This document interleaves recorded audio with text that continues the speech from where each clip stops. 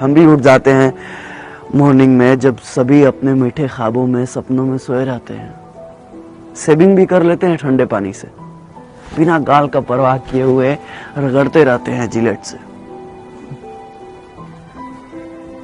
माँ आजकल हम वहां रहते हैं जहां कोई नहीं रहता, कभी -20 डिग्री में तो कभी जंगल में, कभी चाइना के आसपास तो कभी पाकिस्तान के आसपास। मेंटली एजाइल और फिजिकली दोनों फेक। साला कितनी खुशी होती है ना जब 10 दिन की छुट्टी पे घर आते हैं, कभी बुआ के घर तो कभी मौसी के घर, कभी इधर तो कभी उधर। कभी खुद को समय दे ही नहीं पाते, मिलते ही रहते हैं जिंदगी भर लोगों से। लोगों से मिलने के चक्कर में कभी खुद से मिल ही नहीं पाते हम। फौज में काम करते करते हम इतने सिंसियर हो जाते हैं कि पब्लिक ठगना स्टार्ट कर देती है।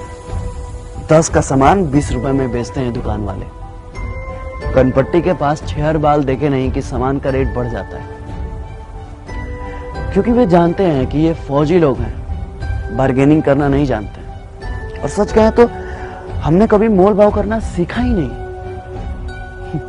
बस हर सिचुएशन में एडजस्ट कर लेते हैं।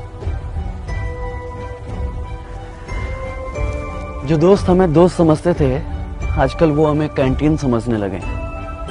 लीकर कार्ड और दारू से ज्यादा हमें किसी ने समझा ही नहीं।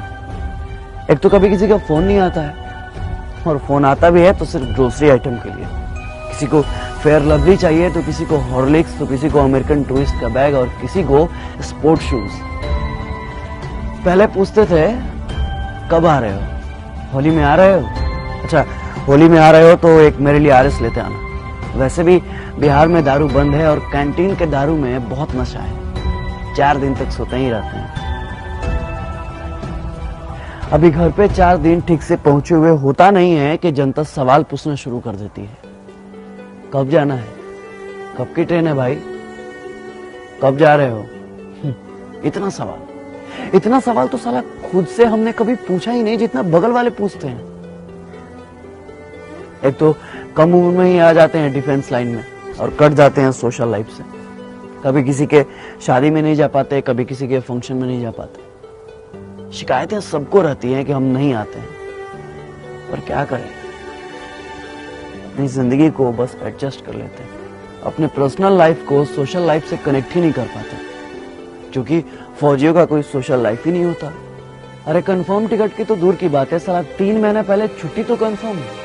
और हाँ, यह सब हम कुछ बोल भी नहीं सकते, क्योंकि फौजियों के लिए छुट्टी एक प्रिविलेज है, मौलिक अधिकार नहीं। जितना हमने संविधान को समझा है ना, उतना संविधान ने हमें समझा ही नहीं। हमारे अधिकारों में टर्म एंड कंडीशन अप्लाइड कर दिया गया। सेना में पॉलिटिक्स नहीं है, लेकिन आजकल सारा पॉलिटिक्स सेना पर ही होता है, क्योंकि घर घर में हॉर्लिक्स से ज्यादा पॉलिटिक्स चलता है। अब क्या फर्क पड़ता है भाई साहब को कि बगल में 4 घंटे से कौन खड़ा है? जब कंफर्म सीट नहीं मिलता ना साहब, तो बाथरूम के बगल में कहीं भी सो जाते हैं। कहीं भी मतलब कहीं भी। ऐसा तो हमने कई बार अपने कंफर्म सीट पे लोगों को जगह दी है, अपने साइड लोअर को मिडिल अपर सेक्शन दी है। कई बार तो हम खड़े भी हो जाते हैं, मगर दिमाग नहीं लगाते, जज्बात को समझते हैं। आपको क्या पता है कि सुबह 10 बजे जब बिना लंच कराए शाम 4 बजे पुरानी दिल्ली से तिनसुकिया जाने का ऑर्डर आता है, तो ये भी नहीं पता होता है कि ट्रेन है या नहीं है, तो समय है या नहीं। बस हाथ में वारंट का एक हरा पन्ना होता है जिसमें फ्रॉम और टू लिखा होता है। ये नहीं लिखा होता है कि किस ट्रेन से जाना है और ये रहा आपका कंफर्म सीट नंबर। बस चल देते हैं जय हिंद बोल के। हम आपसे आपका सीट नहीं मांगते, थोड़ी सी कोऑपरेशन मांगते हैं, थोड़ी सी उम्मीद मांगते हैं, बस थोड़ी सी दिल में जगह मांगते हैं, फौजी समझकर। क्योंकि फौजियों के लिए तो सारा मुल्क अपना है।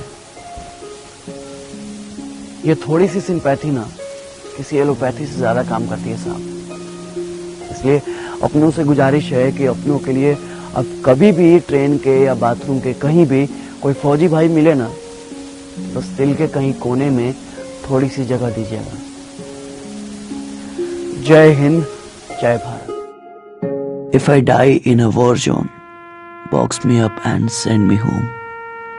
Put my medals on my chest. Tell my mom I did my best. Tell my dad not to go. He won't get tension from me now. Tell my bro to study perfectly. Key of my bike will be his permanently. Tell my sister not to be upset. Her bro will take a long sleep after sunset. Tell my nation not to cry because I'm a soldier.